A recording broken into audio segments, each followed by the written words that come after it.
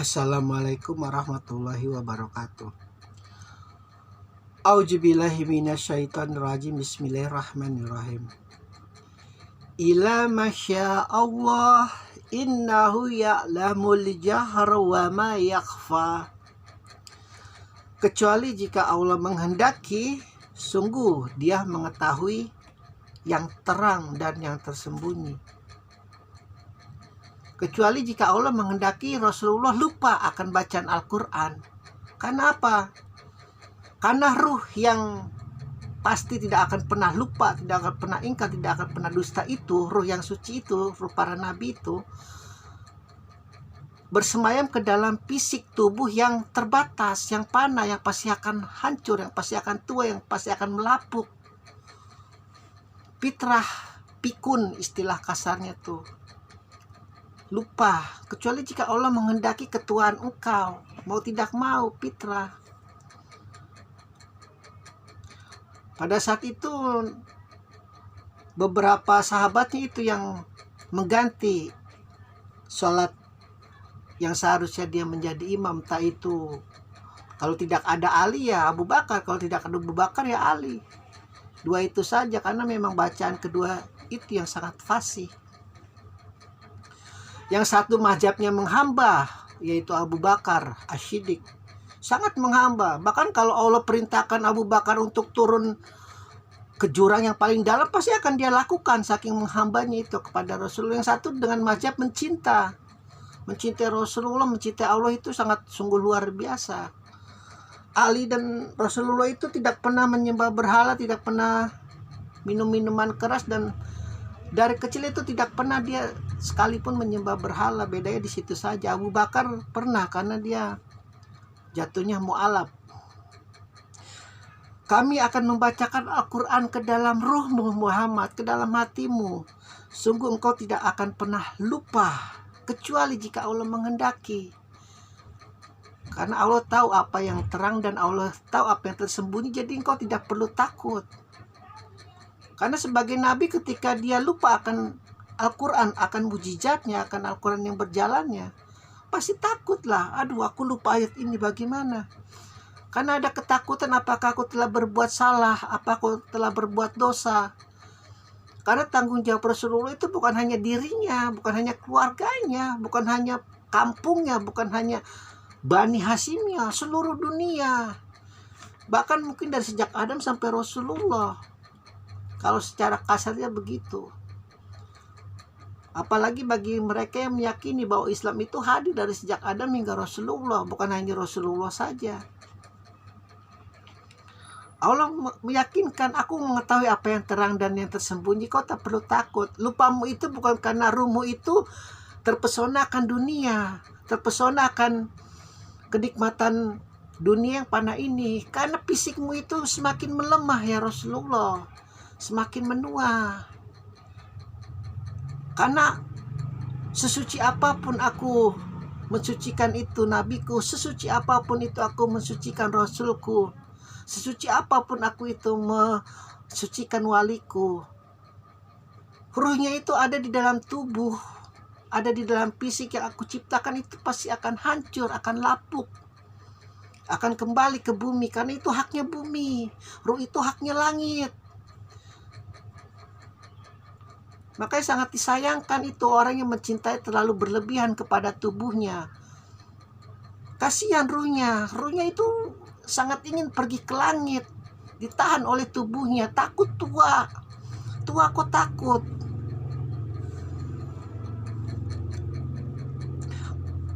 Bahagia itu bukan apa yang kau miliki, tapi apa yang kau rasakan. Engkau tubuhmu itu jelek, botak, gembel, bau, tapi kau merasakan kebahagiaan di dalam hatimu. Tidak berpengaruh apa-apa terhadap jiwamu. Engkau meskipun tiap hari ke salon, tiap hari itu ada sekarang model salon kuku doang, itu kuku bisa sampai 5 juta ngurusin kuku itu. Bayangin saya coba, majap bermewah-mewahan. Gak apa-apa kalau mereka mencari dengan jalan yang halal, alhamdulillah, gak masalah. Mencintai tubuh, nggak apa-apa. Memang Allah juga menyuruh engkau jangan melupakan itu, apa yang telah aku beri. Tubuhmu itu harus kau rawat, mandi minimal 2 kali sehari seperti nabiku itu Muhammad. Jangan jorok seperti kaum jin, kaum setan itu gemar sekali jorok, itu luar biasa. Karena pita engkau itu manusia adalah pitanya Adam. Adam itu luar biasa terhormat di sana, disujuti para malaikat. Masa kau tingkah lakunya mau seperti setan yang jorok, yang kotor, yang bau, yang dekil? Ya jangan. Tidak boleh, harus kau hargai juga tubuh walaupun, tapi jangan terlalu berlebihan. Apapun yang berlebihan itu Allah tidak suka. Jatuhnya boros, jatuhnya apa istilahnya mubazir, basi. Itu nanti yang lebih-lebih itu dimakan setan. Nah kalau udah dimakan setan, setan menyukai, diikuti kau sampai kubur nanti. Nanti kau dibangkitkan bersama setan-setan itu yang kau bekas makanan, bekas minuman yang kau boros.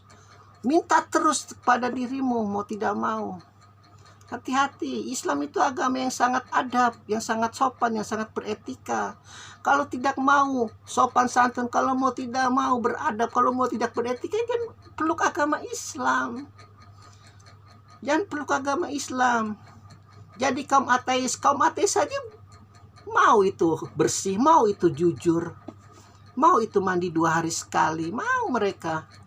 Lihat di Korea Selatan itu umat Islam itu paling gak nyampe 100.000 atau 1 juta lah paling banyak. Tapi lihat bersihan mana Korea Selatan dengan Indonesia, jauh. Padahal kita punya Al-Quran, kebersihan sebagian daripada iman. Itu akibat lagi-lagi emang. Kalau negara sudah disibukkan dengan urusan korupsi, ini bentar lagi penerimaan PNS nih.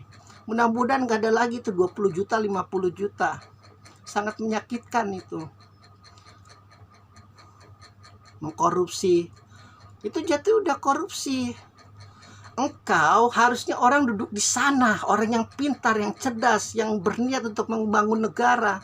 Engkau 20 juta, 50 juta duduk di sana, terus keluar dengan gaya pelanta-pelanta seolah-olah sok yang paling pintar. Padahal aku sudah tahu jawaban semua itu diserahkan oleh orang yang di belakang. Luar biasa jalim kau sebenarnya. Percuma sholatmu itu yang Allah katakan, sholatnya itu akan kumakan sholatmu itu, rukumu itu, sujudmu itu, kubenamkan di jahanam, disucikan dulu dirimu itu. Kau sudah memakan rezeki orang. Kecuali jika Allah menghendaki engkau lupa Muhammad. Karena memang luar biasa itu. Apalagi kalau orang yang cerdas, orang yang pintar, orang yang banyak urusan, itu kalau lupa luar biasa kesalnya itu. Luar biasa kesalnya. Apalagi Rasulullah lupa akan Al-Qur'annya, lupa akan mujizatnya. Pasti kesalnya luar biasa itu.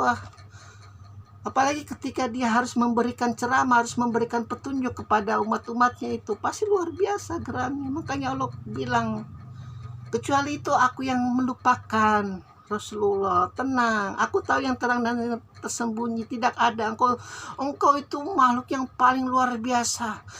Memang Nabi Isa aku berikan ruh yang suci, Ruhul Kudus, untuk menggenapi mukjizatku atas Adam yang tanpa bapa dan tanpa bapak dan tanpa ibu, dan Isa itu tanpa seorang ayah bisa aku. Tapi ruhmu itu jika nggak ada tandingannya lah, istilah kasarnya. Ruh apa itu? Namanya nurani yang paling jujur.